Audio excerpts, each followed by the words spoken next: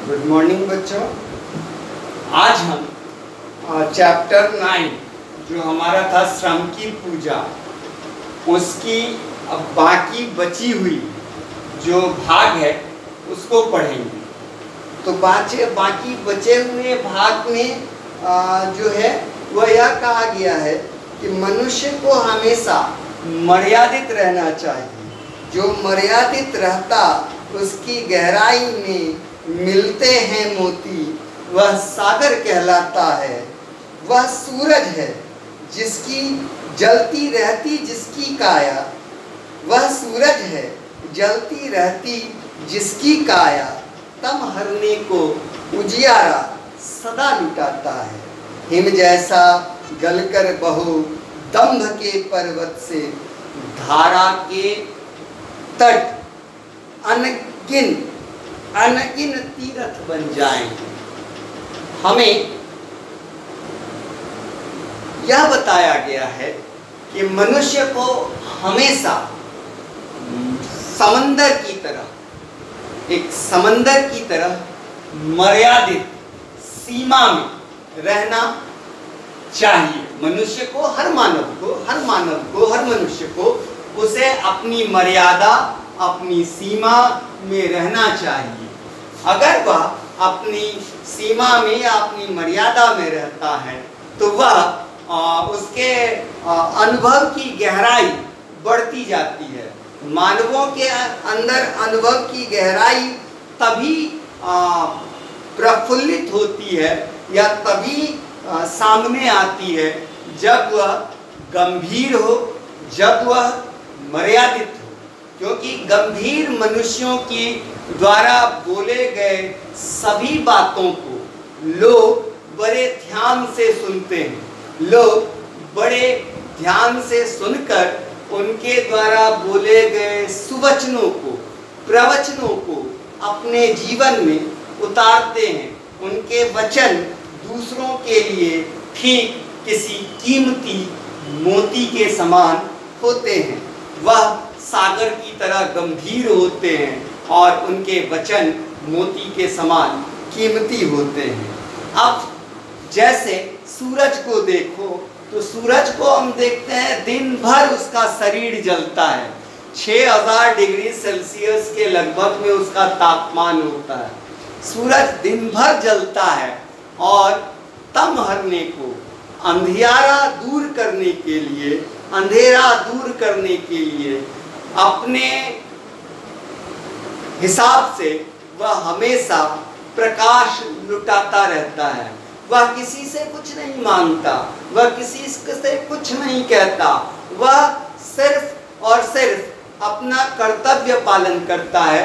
वह सिर्फ और सिर्फ यह बताना चाहता है कि किसी से किसी को कोई गिला शिकवा नहीं होना चाहिए, किसी से किसी को लेने की इच्छा नहीं होनी चाहिए।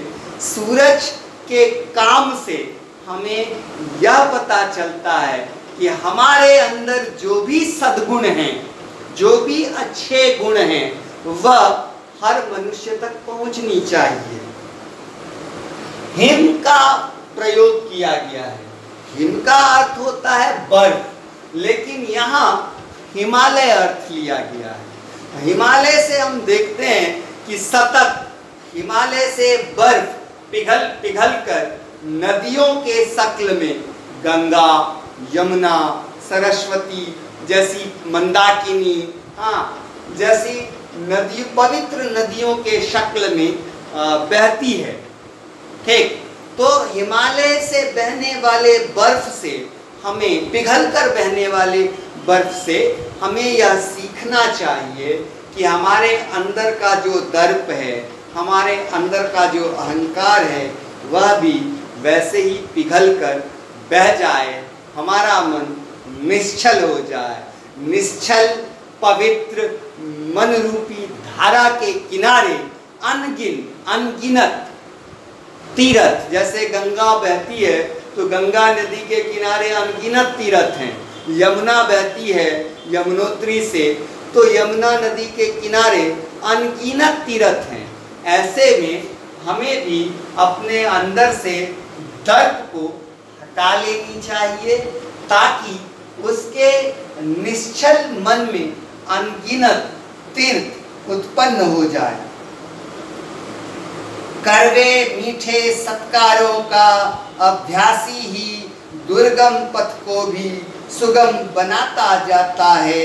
जो अर्थ समझता है अपने जीवन का, वह अपनी धरती का कर्ज चुका कर जाता है। तुम बनकर सुमन कहीं पर खिलना तो सीखो, पूजा के पावन क्षण आवाज लगाएंगे। कहना यह है कवि के द्वारा, कड़वे मीठे सत्कारों का अभ्यासी, जो अपने जीवन में हर परिस्थिति में सहज रूप में रहना जानता है। हाँ, उसके लिए विकट से विकट परिस्थिति में भी वह व्याकुल नहीं होता, उद्वेलित नहीं होता, वैसा मनुष्य हाँ हर दुर्गम रास्ते को, हर विघ्न बाधाओं को दूर करता हुआ अपने जीवन रूपी पथ को सुगम बना लेता है। अपने जीवन, हम पैदा हुए हैं तो हमारे जीवन का कोई अर्थ है।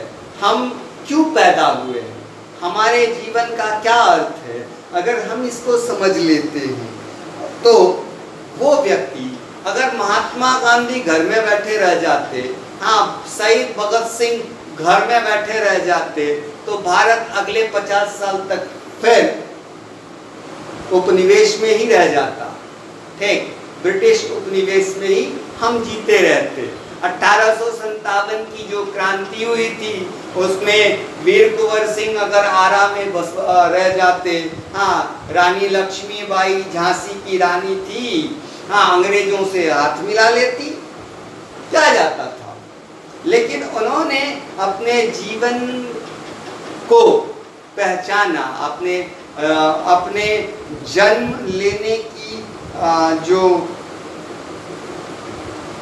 मूल्य थी, जीवन मूल्य थी, उसे पहचाना और सर्वस्व बलिदान करते हुए लोगों को यह समझा गए कि भाई गुलामी में नहीं रहना चाहिए, भाई हमें अपना देश है तो अब हम स्वतंत्र रहें।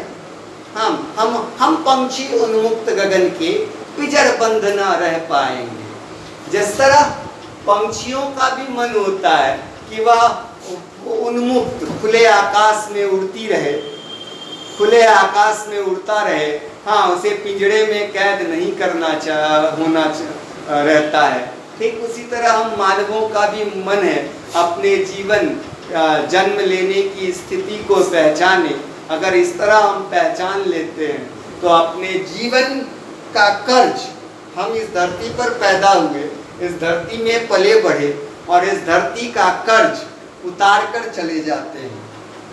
हमें दुनिया हजारों साल तक याद रखती है। अगर हमने अब इस जन्म लेने के बाद इस धरती पर जो भी पाया उसका कर्ज उतार दिया है, तो ठीक, तुम बनकर सुमन कहीं पर खिलना तो सीखो।